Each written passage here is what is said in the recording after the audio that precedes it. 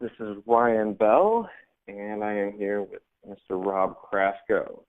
Today we are going to be talking about social VR, empowering individuals and affecting positive change. And today I will introduce myself. I am Ryan Bell, and I am the head of studio at VR Scout. I connect entertainment, Hollywood, traditional film, and virtual reality and digital.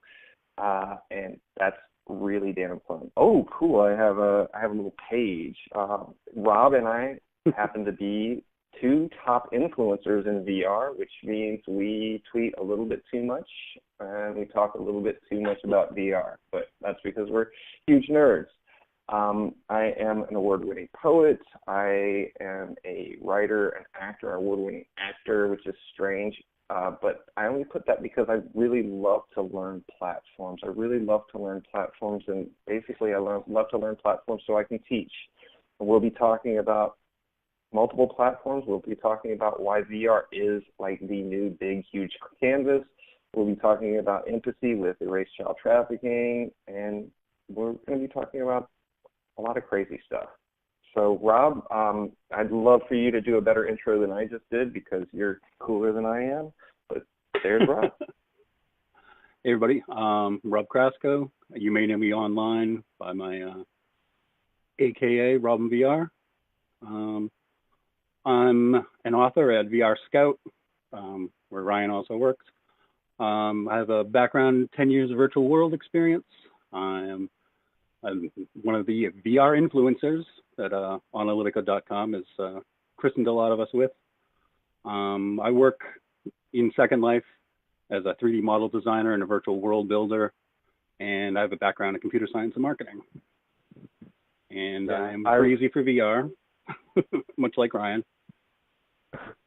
I would so recommend anybody listening to follow Rob on Twitter because he usually provides some of the best content in VR and the best insights. So he's at Robin VR.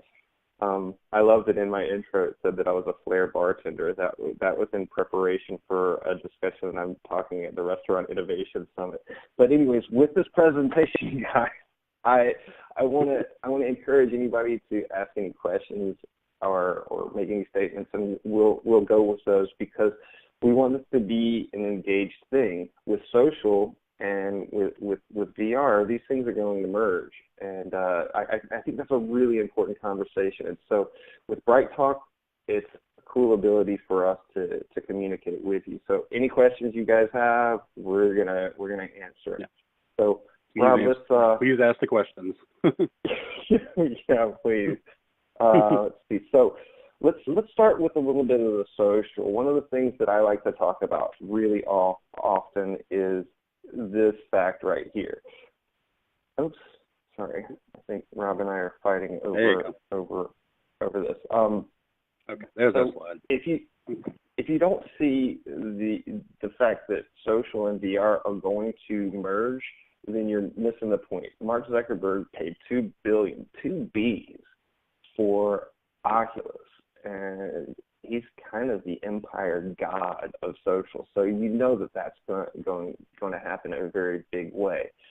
And a lot of the talk that I'm going to have with you guys is about how to use social and how VR is going to be something that connects instead of how something is going to take us apart and put us behind a mask, because that's not going to be the end goal. The stereotype, it says VR is solitary, isolated, and antisocial. But what I see is we're going to talk about how it's going to get together. So I like to think of the fact that the class of 1999, where I ended up being a summer camp counselor, if I'm able to get together with all of my summer camp counselors around a digital fire and have a real connection with these people that I very much miss and very much am not connected to anymore, we're going to be able to live in this virtual world that these people are creating, like Rob, like Second Life, and really live in those places and be connected to people that we weren't as connected before. Yep. No, that's a very good point, is that on the face of it, you see a person with a headset and you go, okay, great. They're not talking to anybody. They're completely cut off. They're isolated. So this is not a social media. And I saw a lot of press go out that way when we started talking about, this started getting some traction a couple of years ago. But that's completely the opposite. This is a technology that connects people from across the world. You can have real relationships and conversations and, real emotions with someone in Australia or New Zealand or England or anywhere.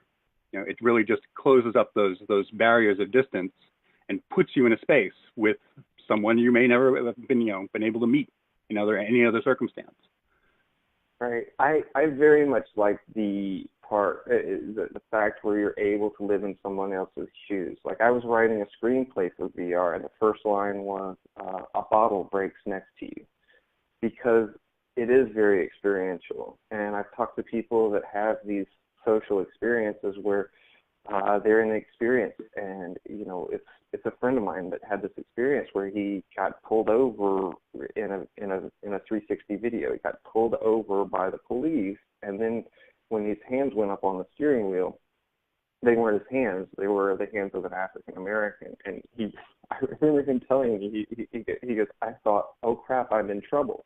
And we started this conversation about the empathy machine, because you're able to live in someone else's experience. You're able to live in someone else's world. And that's such an important factor for understanding this world.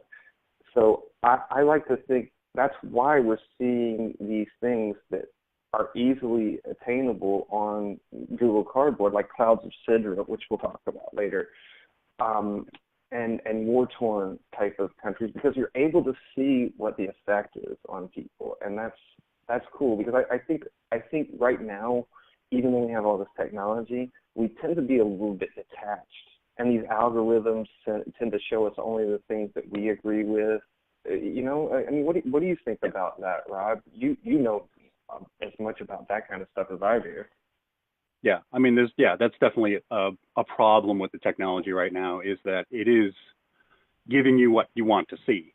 So if your vision of the world is bleak, the Google searches will sort those, the news stories out for you, so you only see that kind of news story.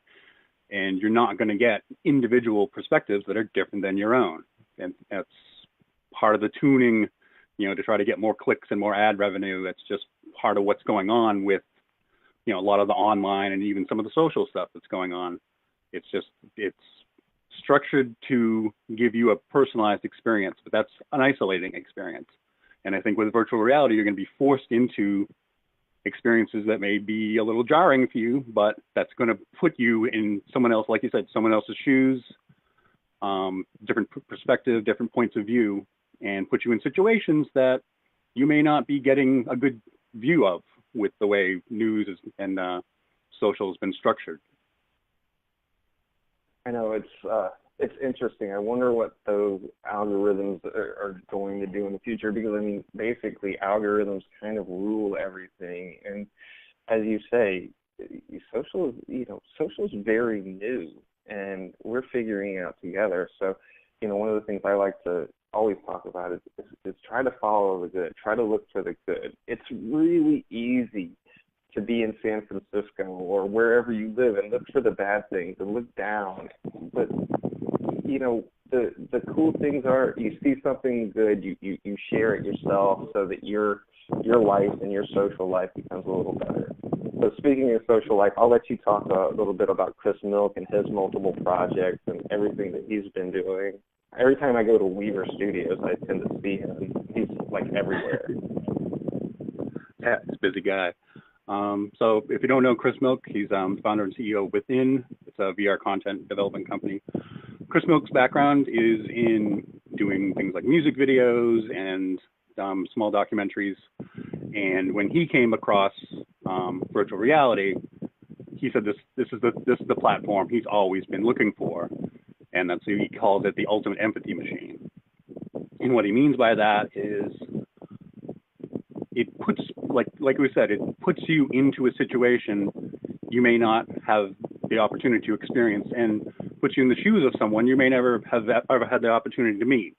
And so you can actually empathize with this situation. You're not sitting back and saying, okay, there's all these people in Syria, and they're losing their homes, and we can look at the numbers, and you can see the crowds, and that's fine, but you can think about that however you want. It's very different from sitting in a room with somebody, being a person in that situation, really experiencing what's going on, right in front of you. And so you can't be distracted. You can't turn away necessarily because you're in there. You're in that space. And that's what Chris Moak, does with a lot of his experiences. If you have access to anything from Cardboard up, definitely get into Within and take a look at, he's got a lot of award-winning documentaries in there. And that will really give you a feel for what we're talking about, that this is something that can change your life for the better. So it's amazing. And you can see his TED Talk too. He does a really great TED Talk about this. You made me think of something because this has happened quite often. I was talking to Kent Bai. He does Voices of VR. I highly recommend that podcast. I was talking to him yesterday, and think about the movies in your past, in your lifetime, that have made you cry, or that have taken your breath away, or that have done something that is just you can't get out of your mind. I've had in the past year so many times when I've been very emotional during these events. Like Clouds of Sidra was one of them. There's another one called Humerica by Cossum Clark that's on the Zeality platform. That I saw the first 10 people to watch that. The first 10 people to watch that, 3 of them were brought to tears. That's a huge number, and this empathy machine is cool. And when he says at the end of this slide, ultimately we become more human. That's so true, because I think there's a lot of disconnect in the world. I say this again, and if you're able to connect through story that actually is about you and is meant to connect you to something, that's so strong. That's so empowering. That's so wonderful. So yeah. Let's move a little. Let's move to the next slide. I'm excited now. You got me all pumped up. Yep. And transitioning. You're right. VR is a fundamentally different medium. I like to master platforms. I like to consider myself somebody that understands platforms. And seeing VR or 360 for what it is, seeing 360 as the largest canvas is amazing. So Jon Favreau did this event called Gnomes and Goblins. It was another Weaver event. I'm kind of a Weaver fanboy. If you guys want to follow them on Twitter, it's at 1WEVR. And they create some of the best stuff with like Deepak Chopra and everything. Hey, Rob, you've got a little bit of wind noise coming from your end. Okay. Are you outside? No. There we go. Set a fan. There we go. Okay. But the interesting thing about this being a different medium is why VR? Why are you shooting it in 360 versus traditional flatties, as the New York Times calls traditional flat screen medium? So I'll pose that to you because we've had this conversation. I want to have this conversation. Why, Rob? Why VR? Yeah, well, I mean, all of the types of medium, you are looking at the medium. So if you're reading an article or you're looking at a picture or you're watching a movie or a documentary, you're sitting back and observing something. And again, it's a frame, this flat screen, frame situation that we've grown up with, and that's been the totality of medium, other than maybe a live performance. But when you're in VR, you're in the middle of the situation. It surrounds you, and either whether you're looking at it passively or you're an active player in it, you're in it. You're in the middle of it, and which is just makes right. everything completely different. Which I think is why there's if you watch any of the different stories about like big directors, a lot of them are very hesitant about VR because the book on how to do a good VR experience isn't written yet, And a lot of the things that are, they concentrate on, like framing of different subject to, focus your attention. That's all out the window. You don't have those things to rely on anymore. So it's we're kind of writing the book as we go along, but it's the difference between looking out a window at a forest and being in the middle of it. When you're in the middle of it, you can't escape it. You're part of the situation. That was good, Mr. Crasco. That is good. Yeah, and you're completely right, and there are layers. So we can talk about these layers of what is VR, AR, and 360. And I always like to just say VR because it kind of gets the whole family thing, but it can be so very interactive. So the difference between VR, AR, and 360. 360 is basically video. You can't really interact with it or anything like that. Virtual reality, one of my favorites is the HTC tilt brush. It's something that you can interact with inside of a space. Augmented reality, think Snapchat, think stuff that's laid over real objects, all those filters and everything that touch your face and those fun things on Snapchat. That's augmented reality. Pokemon Go is augmented reality. So that interactiveness is going to go further, and we're looking at the future. We're looking at a virtual world where we're going to be able to have haptic gloves, gloves that communicate via touch, where we're going to be able to feel and grasp a small tree in front of us, or whatever, a fake sword in a sword play game or something like that. Yep. I mean, I'm at TechCrunch Disrupt right now in San Francisco, and there's a company that's making sound-based communicative stuff where you're able to touch a 3D object that's just made through sound waves. That's freaking amazing. It's called Emerge. Yeah, so I mean, like, what's coming in the future, all these peripherals, like I always talk about how technology collaborates. Technology wins when it connects to another technology, and VR begs to be connected to so many things. And that's why it's so exciting, because it's just going to be this big, beautiful thing where people are going to be able to attach a lot of stuff to. What have you seen in that space where you're excited that it's going to attach? I mean, definitely some of the new, like you said, haptics is definitely the next step. Right now we've got video and audio, and we've got spatialized audio. So when you turn your head around, it sounds like the real world. Like, if you've got someone talking on one side and you turn the face, then sounds coming out of that direction. Haptics is the next step, where, touch feedback.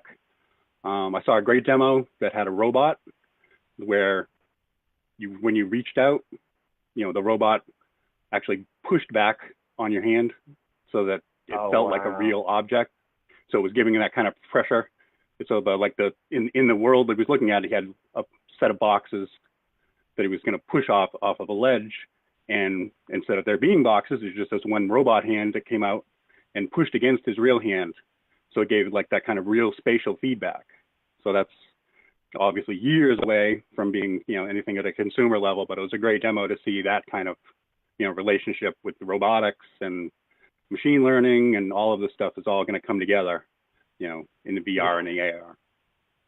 Yeah, it's amazing because we talked to Jon Favreau, who is the director of Iron Man and all the Iron Mans and Jungle Book, and he loves scale and he loves depth, and he loves these huge things. And so we went through this experience. It's called Gnomes and Goblins. It'll be out, I believe, in a few days.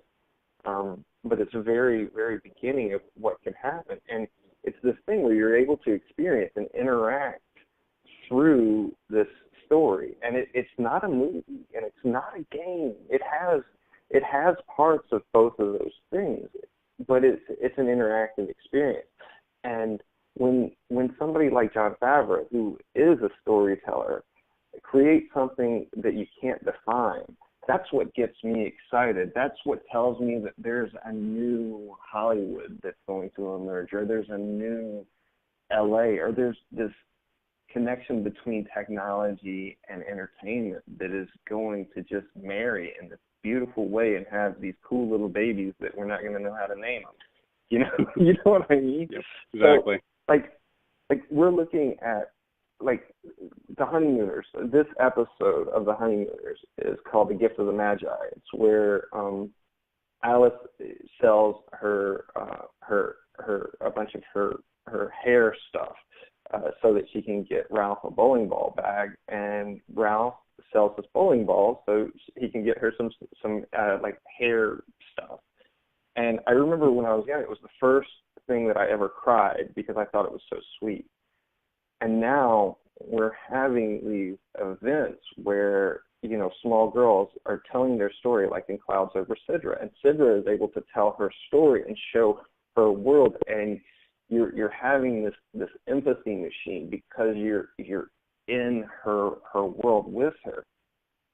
But with this slide, like this story itself is the beginning of how television started to tell a story that evoked responses. Because The Honeymooners was built off of Gleason being a vaudeville actor and understanding how to bring those things from that medium over to this new medium called television at the time. And now we're seeing creators from HBO that are doing like Westworld, and we're seeing creators like Chris Milk that are, or the people that did Clouds Over Sidra, that are being able to bring over some of the knowledge. So Rob, I like your mind. We haven't had this question. What do you think? I've never posed this question to you. What do you think are the most important components that people bring over from traditional media, traditional storytelling, into this new exciting world? I think you're going to see a lot of theater people tapped, which is something that's been going on away from all this screens that we've been dealing with. Sort of theater in the round. A lot of those people deal with a lot with live stage direction and stuff like that. They're going to be vital to learning this, how to create these experiences. Just the simple fact that like when you shoot something like Clouds Over Sidra, it's you can't be in there. You have to let the scene play out by itself. You have to walk away. So you don't have a crew and lighting people sitting in there with the camera because they'd all be filmed.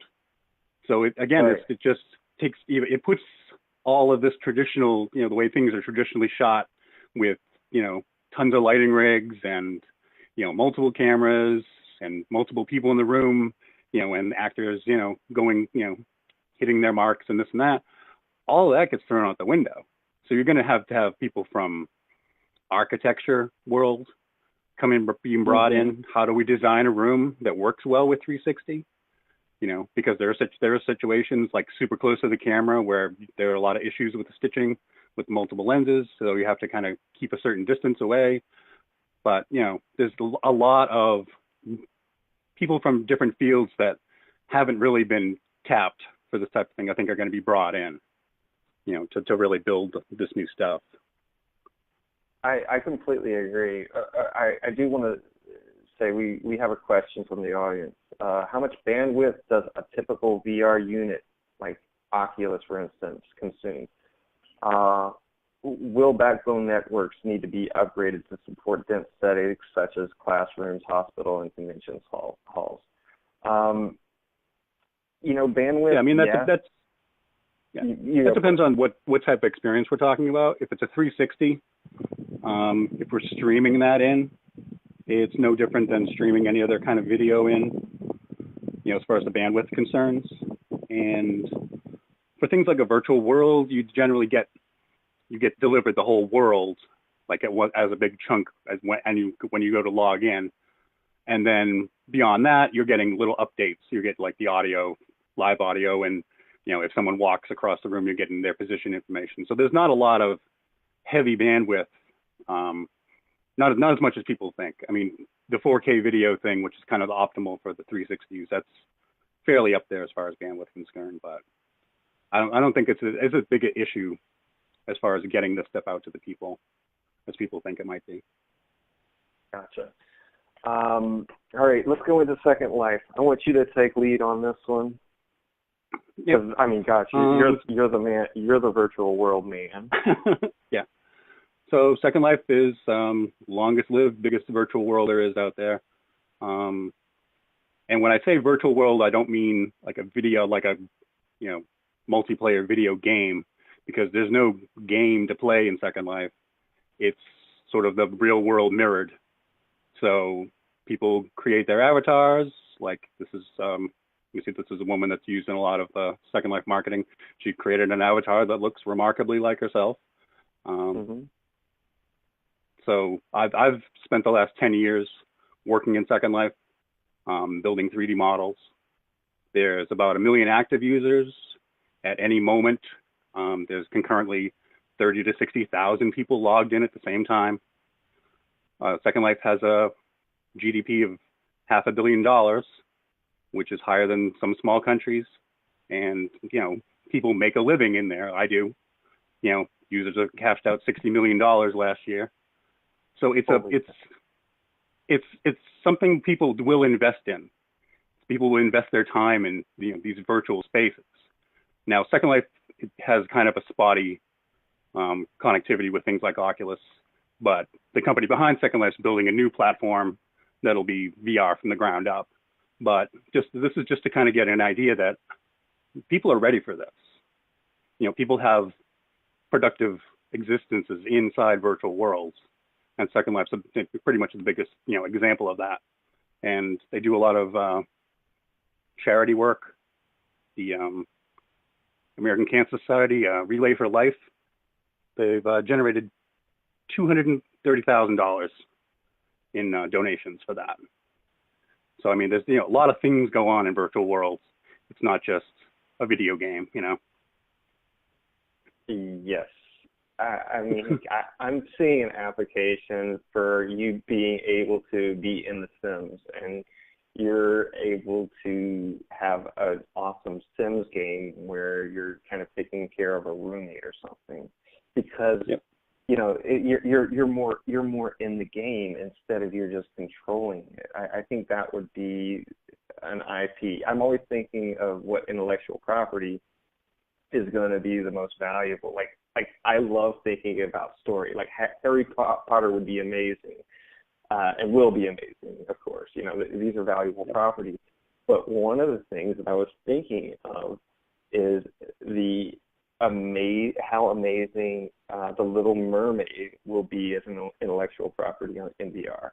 I mean, think about the fact that you're being able to be under the sea. Puts a whole new spin on that song. Yep, exactly. Yeah, exactly, because you're able to see things in 360, and you're able to see things with huge scale, like the chariots and that are in that, the underwater stuff, especially underwater with narrative, with story. That's an amazing thing. So going from Little Mermaid to the next thing, it's a little hard to transition, but obviously I'm a father because I watch Little Mermaid too often.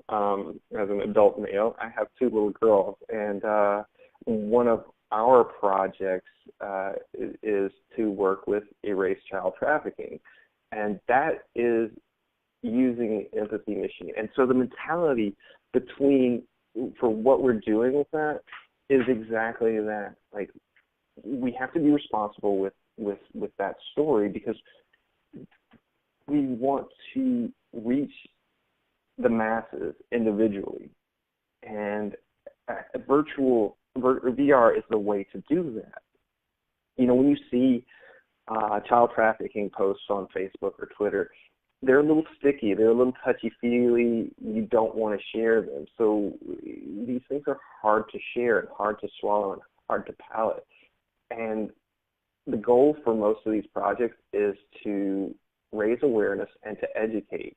because that's the only way that we're going to be able to help people and be able to recognize that, some children that might be in trouble.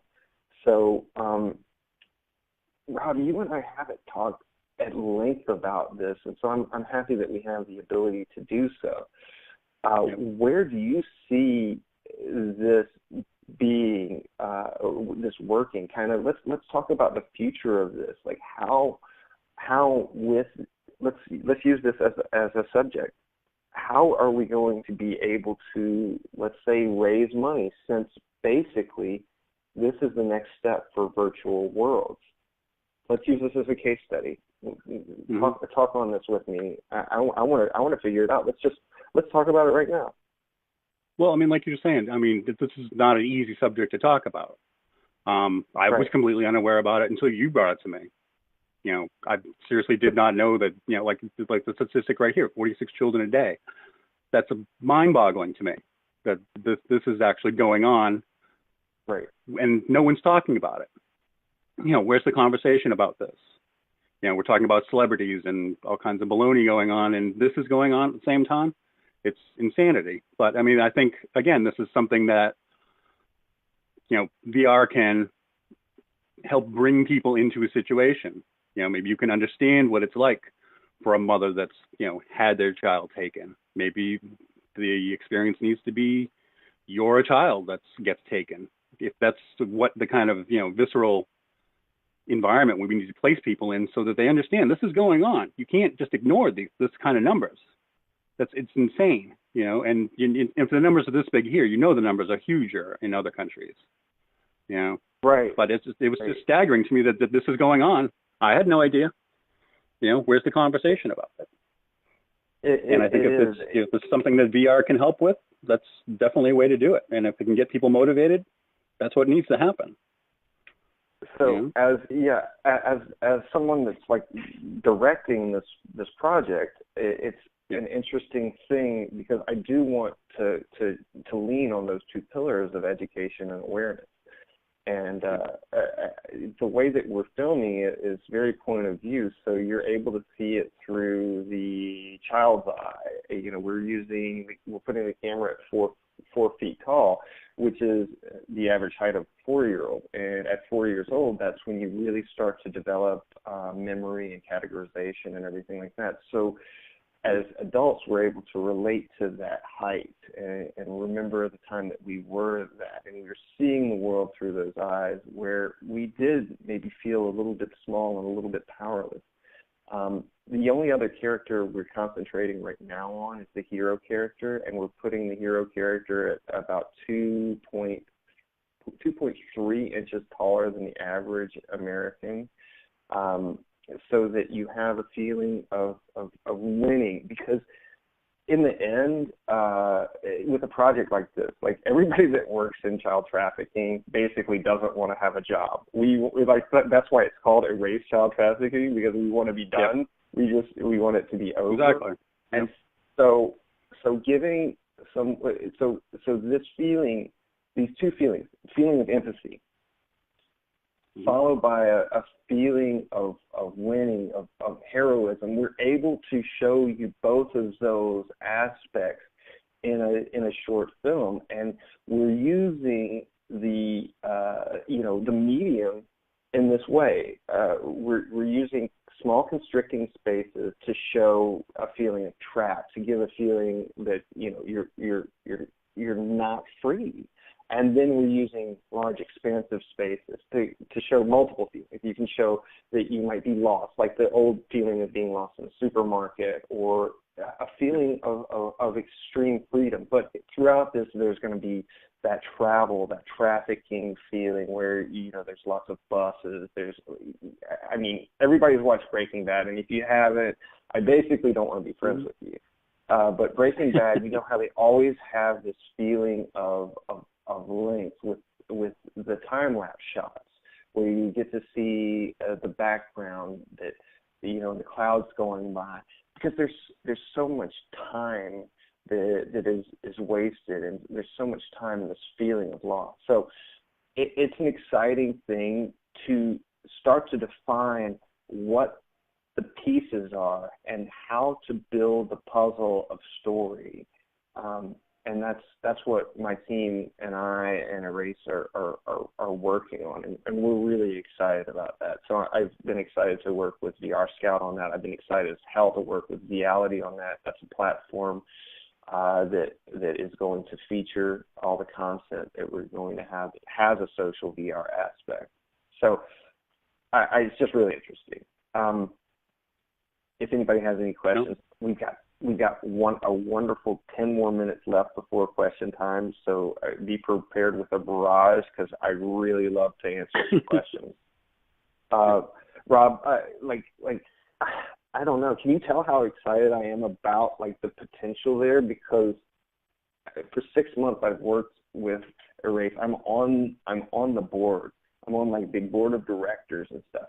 And we've tried pushing out this very important thing, and it's just been hard. Oh, I mean, there's a lot of noise out there. There's just so much, noise of other things going on. I'm not surprised. And like I said, I had no idea this was going on until you brought it to me. And I think what you're doing as far as putting someone in that situation, like you said, of being the victim, but also being the hero, that's an empowering thing, and it'll put your emotions through it. But I think on the other side, you're going to care, and that's the important part. If we can get people to care, then we can make this stuff go away. I love that. I love that you said that. The word care is so important. I mean, gosh, it really is. It's so easy to be dispassionate about what goes on and just say, oh, well, that's just something over there. That doesn't affect me directly. I have to worry about my stuff. And everybody has to worry about their stuff. But there's stuff you can help with, to make some of these tragedies go away. I think now is this perfect time to ask a question that got asked of me yesterday. Kent By asked me, what is the ultimate potential of VR? And when I started answering it, man, I started tearing up, because, we have these conversations about erased child trafficking. We have these conversations about medical, about occupational therapy, about physical therapy, about healing people. For you, maybe it's not the full answer of what is the ultimate potential, but for you, what is the ultimate? What do you hope to see really succeed in the VR space? I think it's a technology that can enable people to do things they would never have been able to do. It's a technology that can take people to places they'll never be able to go. And it's a very enabling technology. A lot of people that are in Second Life are differently abled or elderly, and that platform alone has gotten them out of their situation into a world with, people that they would never be able to meet. A person can project, empathize with their avatar, and they may be in a wheelchair, excuse me, but they can watch themselves dance. You can fly around in Second Life. And this is just going to become so much more once you get, a full VR version of this experience on people, and they can be creative. People can go into a world and DJ with, people dancing on a dance floor that, a situation that may never, have been accessible to them before. They can be creative artistically, I think that's probably, we'll even jump straight to that slide. With Tilt Brush. Oh yeah. This allows a level of creativity that literally did not exist before this came up. There was no way to paint in 3 dimensions, as the way that they do with Tilt Brush.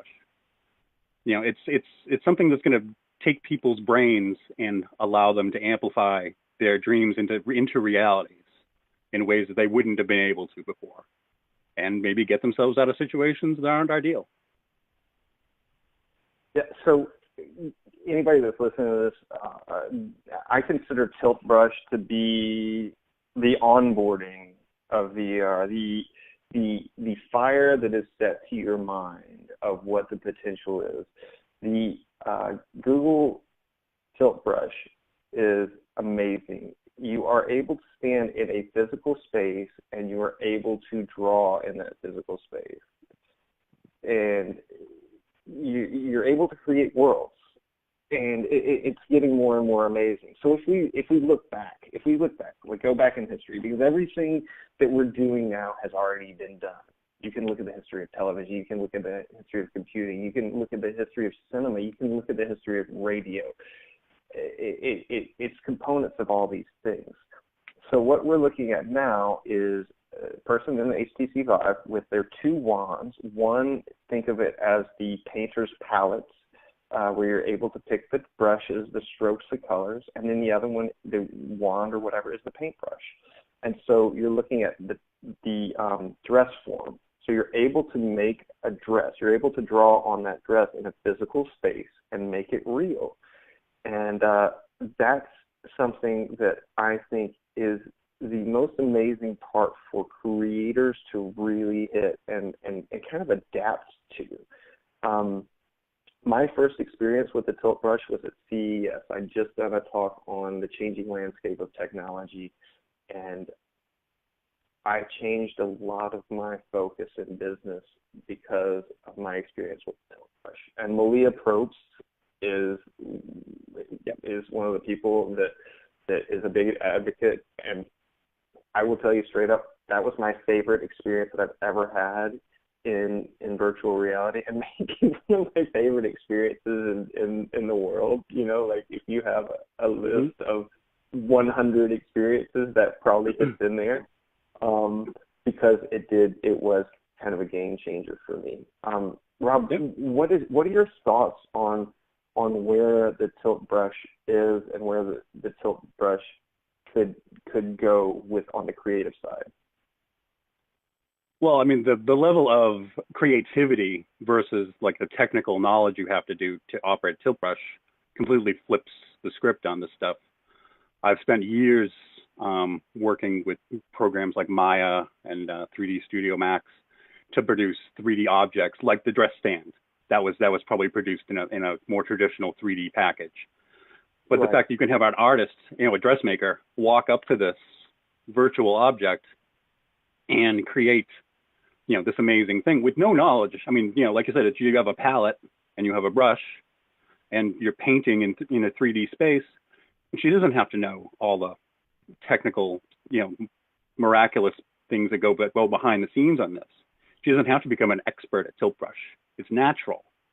It's like, like when you touch a touch screen, you don't, no one has to give you a big manual about, oh, well, you're going to drag your finger. No, you just do it. You do it naturally. It's a gesture.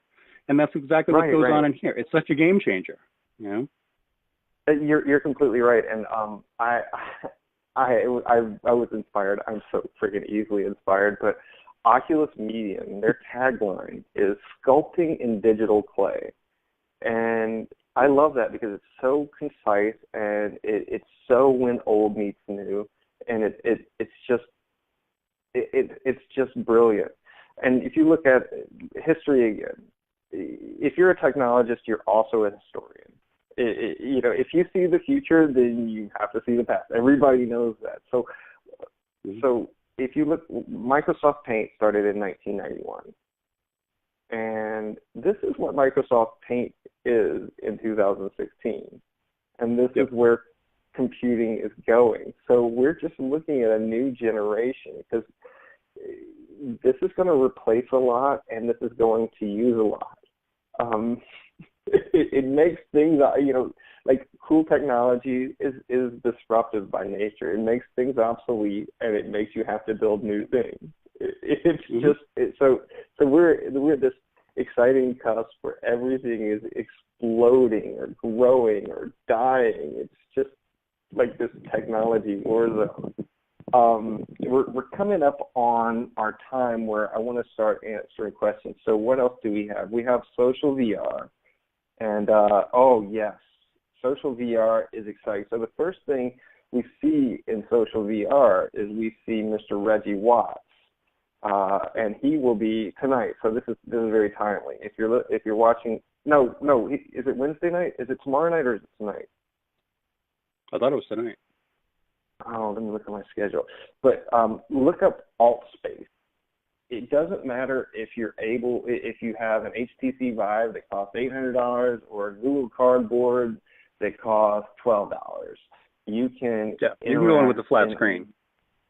Yeah, and you can go, that's true. If you don't have anything, you can go into the regular keyboard mouse, so you can go in kind of Second Life style. So yeah, it's free, but Altspace, you're able to make your little avatar, your little person. You're able to put your clothes on it and all that stuff, and you're able to interact in a virtual world.